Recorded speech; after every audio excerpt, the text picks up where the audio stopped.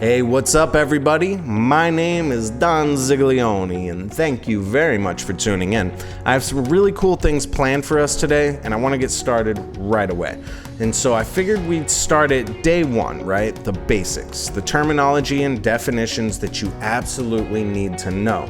This is stuff that you can learn online, and most audio engineering schools will teach you in the first week or so, but you would be surprised at how many people in this industry just don't know the simplest, stupidest things, and they look like frickin' morons, alright? It annoys the crap out of me.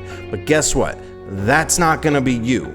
You're gonna learn this stuff with me on this channel. It's a beautiful thing. So thank you very much for tuning in. That just means you take your craft seriously, and this is gonna be awesome for you.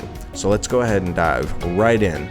The very first thing that you need to learn before anything else, of course, is what is the definition of the word sound.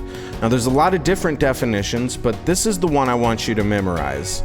It is the brain's interpretation of an auditory stimulus. So let me explain. Sound pressure waves are what travel through the air. When the sound pressure waves hit your ears, go into your eardrum, and then your brain receives that information, that is sound. And it isn't sound until your brain actually receives that information. So to answer that lifelong question, if a tree falls in the woods and no one is around to hear it, does it make a sound? And people have been arguing about this for a long time, but now you know the answer, right? So when a tree falls in the woods, yes, it creates sound pressure waves, and those waves will travel through the air. And unless there is an ear to take it in and a brain to receive that signal, then it isn't technically sound. Yes, it is sound pressure waves, but the answer to that is no. If a tree falls in the woods and no one's around to hear it, therefore there is no brain to perceive it, then no, it does not make a sound. So pretty interesting stuff. You can bring that up at your next party and see if you impress people. But chances are you might just sound like a nerd. That's just what happens. So let's take a look at this diagram right here. This is a sine wave, and it is a pure, simple waveform. There's 7 characteristics to a waveform that we'll discuss in detail later, but the first one I want to touch on is amplitude. And amplitude, as simply put as it can be, is volume. The unit of measurement for amplitude is decibels, right there. It is important that you know this, that it's abbreviated as lowercase d, uppercase capital B. Main reason being is that this is actually named after Alexander Graham Bell back in the 20s when they were making our early telephones. And so the B is Bell. The deci is actually 1/10 of a bell. So just kind of like a centimeter is, centi is 1/100th of a meter. The deci is 1/10 of a bell. But regardless, all you need to know is decibels. Lowercase d, capital B, that is the unit of measurement for amplitude, and amplitude is volume. Sound is just like electricity. It's a voltage. It's an electrical current that travels through a medium. Our medium is air. It's oxygen. So the sound pressure waves, they travel, and it generates a voltage of a positive and a negative compression and rarefaction. When the waveform is above the 0 in the positive voltage, it is called a compression. When it is in the negative, it is called a rarefaction. Those are words that are not going to be used every single day of your life, but it is important that you know that that's what they are. So now that we know that sound pressure waves are ultimately a voltage and the pressure, and the more pressure that you have, the louder, the more decibels that you get, right? So let's go ahead and take a look at some sound pressure levels. So SPL is a unit of decibels, and this is a chart to show you the amount of decibels to give you a feel for what we're talking about when I say that. So I've got this chart from pulsarinstruments.com, and I liked it because it was colorful and had some pictures, but it just goes to show a reference of what we're talking about. So 10 decibels of SPL is about some rustling leaves outside. A quiet office, with some normal conversation, is in between 50 to 60 decibels. I really like this. Your toilet flushing, when you flush your toilet, or your vacuum cleaner, about 70. I'd even say can go up to 80 decibels. And then up here, so notice that live rock band is at 130. It could be 120 to 130. A jackhammer is even underneath live rock band. Very, very loud. 130 decibels. I even actually thought 120 was the actual threshold of pain, where you can have physical pain from the sound pressure being too hard on your eardrums, right? So that's something to know. You do not want to leave your ears exposed to such a high decibel level for long periods of time. I actually think they say don't recommend being at 120 for more than 7 minutes, otherwise you're causing permanent damage to your hearing. I don't know any rock concert that's ever been less than 7 minutes long, so it's just something to think about. You're gonna have to protect your ears moving forward. Of course, 180, a rocket launching. I know that's on the pad, being right next to the rocket. You've got your shotgun right at 160. 150 is going to be more of your handgun, fire, jet launch, fireworks, more explosions, things like that. So this just gives you a visual, interpretation of what we're talking about when I mean decibel levels and sound pressure, right? And so with that being said, now that we know that it's pressure and this is volume, that is amplitude measured in decibels, we can move on. So as you can see here, that the sound wave completes a 360 cycle. It starts out at a neutral voltage, it has a positive voltage, comes back down to neutral, and then back into a negative voltage, and then back to the end, which completes a cycle which is 360 degrees. If I were to go ahead and take this, I don't know how many geometry professionals we have here, and then just move this second half over and complete it, you can see it completes and makes a circle. So that's a 360 degree circle, and when it does that, it completes a full cycle. Moving forward here, once it completes a full cycle, that is known as the wavelength. It is the length of the wave right there. Also, when it completes one cycle, however many cycles it completes per second is known as cycles per second, or more commonly known as, frequency, right there. Frequency is the next characteristic of a waveform that we're going to dive deeper into. So frequency goes hand in hand with cycles per second. So how many cycles per second is the frequency? And that's measured in hertz. Also duly noted, capital H, lowercase z. Now the human ears can hear between 20 hertz and 20,000 hertz. Every 1,000 hertz is also known as a kilohertz, right? Lowercase k, capital H, lowercase z. So for every 1,000 hertz, that is also 1 kilohertz. So to sum it up, the human ears can hear 20 hertz to 20 kilohertz. 20 to 20. Very simple to remember, but please remember that it's very important. So with that being said, let's go ahead and listen to some of these frequencies with a sine wave generator so you can see exactly what I'm talking about when we talk about cycles per second. So here in Pro Tools, I have a signal generator, and it is exactly what the name says it is. It generates signal, and we're going to go ahead and listen to these sine waves here. It also does have the other simple waveforms, such as your square, sawtooth, and triangle waves, and it also generates white noise and pink noise, which we're not going to deal with right now. I can explain them in a different video. So let's go ahead and listen to this. We'll start out with 1,000 hertz, or 1 kilohertz. So let's listen. And that's exactly what it sounds like. And as we go up, we get a higher pitch, right?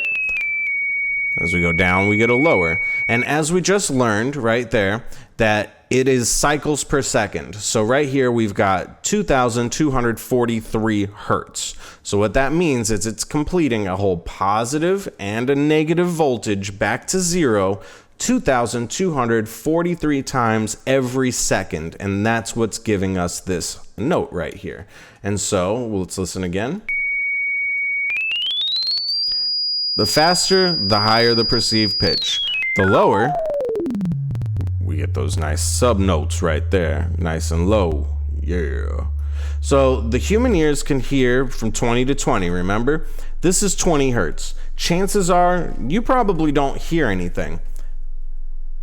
A big portion is, it depends on the speakers that you're using or the headphones that you have on your head. Sometimes speakers and headphones just don't put out certain frequencies. You'd have to check your manual for that. So 20 hertz is the absolute lowest that the human ear can perceive.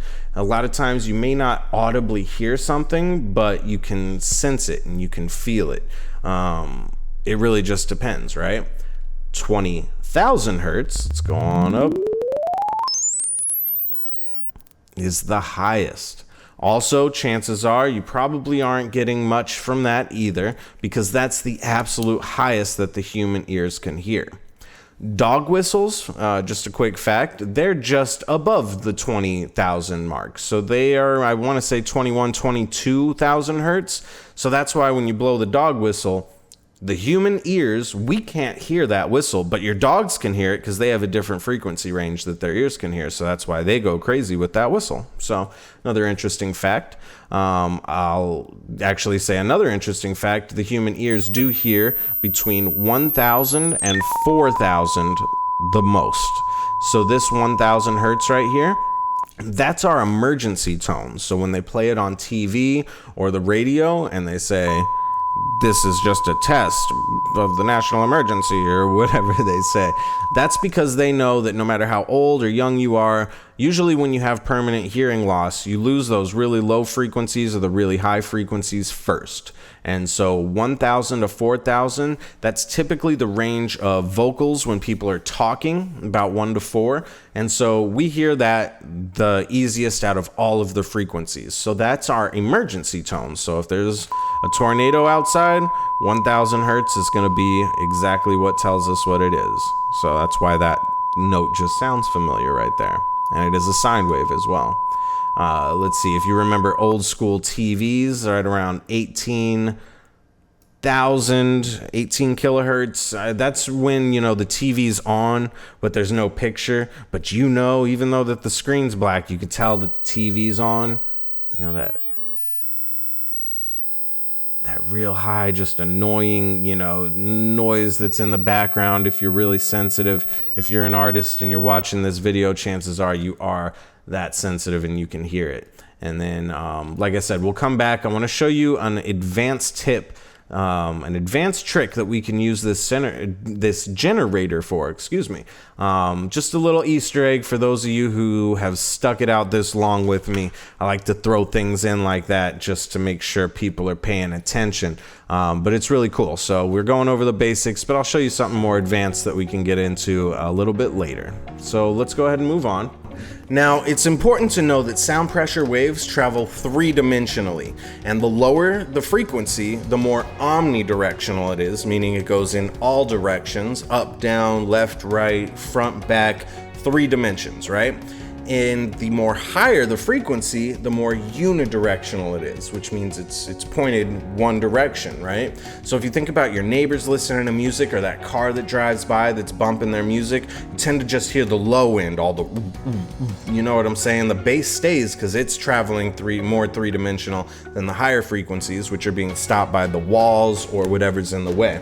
Another way that I can make this make sense is if you listen to my voice, you've been listening to it for a while now, and I cover it up with this notebook, right? So all of a sudden, you notice that the high end and the sibilant of my voice is being stopped by the book, right? You still hear the low end, you still hear the low mids, right? But that high end is gone. And then as I start to move away the notebook, you'll notice that all of the high end and the sibilants and that sizzle in my voice come back. And the reason being is that the lower the frequency, the more omnidirectional, the higher the frequency, the more unidirectional. All right, so let's see, what else do we got? Now, amplitude and frequency are probably the two most simple to grasp out of all the characteristics of a waveform, but I'd say they're probably the most important because you're going to be dealing with them on a day-to-day basis. I mean, think about it. Amplitude, which is measured in decibels, is volume, and frequency, which is measured in hertz, is pitch. So volume and pitch, that's an everyday thing. And knowing the little minute details about frequency being measured in hertz, which is a capital H lowercase z, decibels lowercase d, capital B, it's just really important. It's gonna set you apart from the rest of the people who don't have a clue that even means a thing, because I guarantee you one of these days you'll be in front of a big producer and you don't want to be the guy that messes that up, because then they're gonna look at you wrong, and you don't want that. You always want to impress everyone. So let's go ahead and get over to this trick that I was telling you guys about earlier.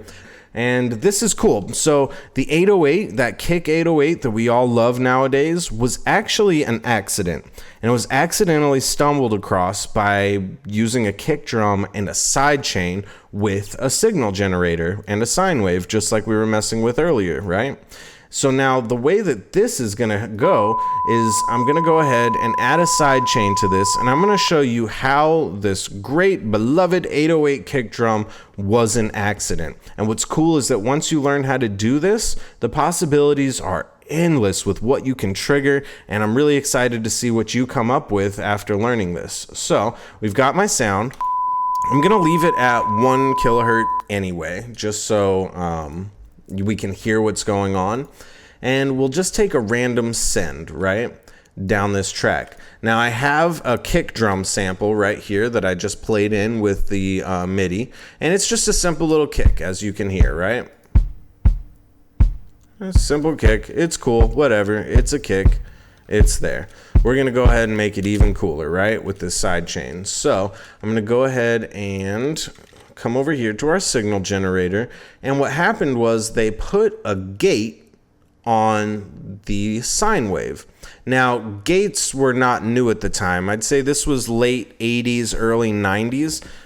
People have been using side chains a lot, you know, so this is not new technology. It's just what they triggered in the song, in the music that they triggered, which was a rap album. It just changed things. It was the sound that they were looking for, right? So on my kick track here, I'm just gonna send some signal down a random bus. We're gonna do bus 1 right here. And on the signal here, we've got a gate. And the gate is now we're gonna have this C bus 1, the signal, through this little key right here for the side chain, right? I also have to send and tell this gate to accept the key. And then we'll go ahead and push play. And you can see what happens here even without seeing it. I have the signal generator bypassed right now. But you can see how every time the kick drum hits, it opens the gate. Therefore, it's basically muting the signal generator until that kick hits. Then it opens up, and it's beautiful. So let's go ahead and add it. Just like that, right? So now we get that subtone. Watch this. Drop that down.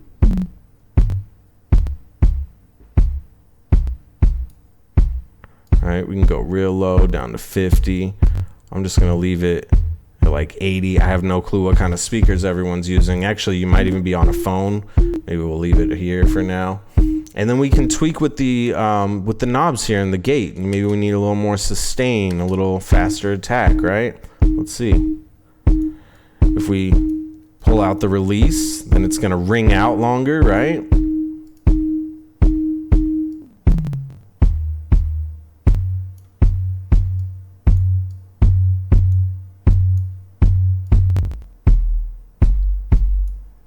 Yeah. If you got some speakers or some headphones on, you can definitely tell 50 hertz is where it's at, in my opinion, right there, for a nice solid 808. Beautiful. So yeah, that's that right there. That's how you use a sidechain. I'm not going to go into crazy amounts of detail as to what's happening, how it works, and all that. That's going to be a completely separate video that's going to take a long time as we go ahead and trigger all types of stuff. We can trigger some noise. You can trigger whatever you want.